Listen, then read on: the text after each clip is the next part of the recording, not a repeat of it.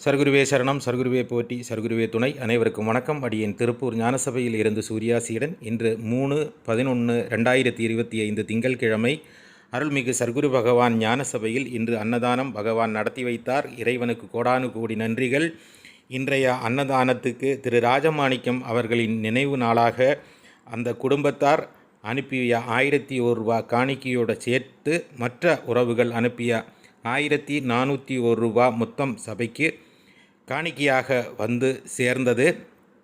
இறைவனுக்கு கோடானு கோடி நன்றிகள்.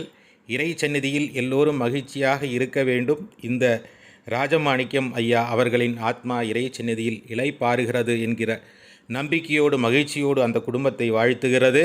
ஞானசபை ஏழை எளிய மக்கள் பசியாறி நாமும் இறையருள் பெற வேண்டும் என்று விரும்புபவர்கள் உங்களால் முடிந்த நிதியுதவிகளை திரையில் தெரியும் எண்ணுக்கு அனுப்பி வைத்து உதவி செய்யுங்கள். உறவுகளே, எல்லோரும் நலமாக இருக்க வேண்டும் என்கிற சிந்தனையோடு செயல்பாட்டில் இந்த ஞானசபை நடந்து கொண்டிருக்கிறது.